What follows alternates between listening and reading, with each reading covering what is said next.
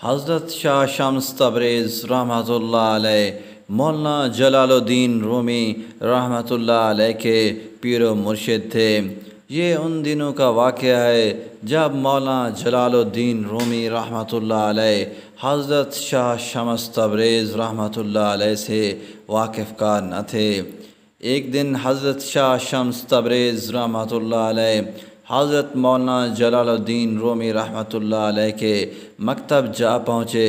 وہاں حضرت مولانا جلال الدین رومی رحمۃ اللہ علیہ بیٹھے کچھ کتابوں کا مطالعہ کر رہے تھے تو حضرت شاہ شمس تبریز رحمۃ اللہ علیہ نے ان سے پوچھا، این چیست؟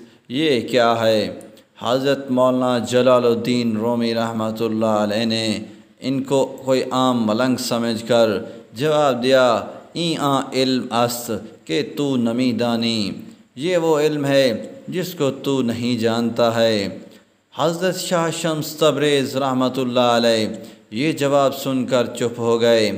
تھوڑی دیر بعد حضرت مولانا جلال الدین رومی رحمۃ اللہ علیہ کسی کام سے اندر کسی جگہ گئے، واپس آئے تو اپنی وہ نادر و نایاب کتابیں غائب پائیں۔ چونکہ حضرت شاہ شمس تبریز رحمۃ اللہ علیہ وہیں بیٹھے تھے تو ان سے پوچھا، میری کتابیں کہاں ہیں؟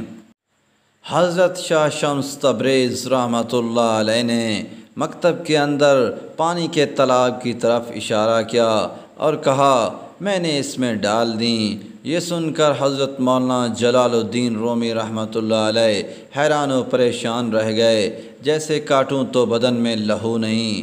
اتنی قیمتی کتابوں کے ضائع ہونے کا احساس ان کو مارے جا رہا تھا۔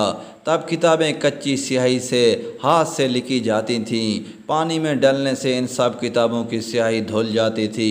حضرت مولانا جلال الدین رومی رحمۃ اللہ علیہ حضرت شاہ شمس تبریز رحمۃ اللہ علیہ سے دکھ زدہ لہجے میں بولے، آپ نے میرے اتنے قیمتی نسخے ضائع کر دیے۔ حضرت شاہ شمس تبریز رحمۃ اللہ علیہ ان کی حالت دیکھ کر مسکرائے اور بولے، اتنا کیوں گھبرا گئے ہو، ابھی نکال دیتا ہوں۔ یہ کہہ کر حضرت شاہ شمس تبریز رحمۃ اللہ علیہ اٹھے اور تالاب سے ساری کتابیں نکال کر حضرت مولانا جلال الدین رومی رحمۃ اللہ علیہ کے آگے ڈھیر کر دیں۔ یہ دیکھ کر حضرت مولانا جلال الدین رومی رحمۃ اللہ علیہ کی حیرت کی انتہا نہ رہی کہ سب کتابیں بالکل خشک ہیں۔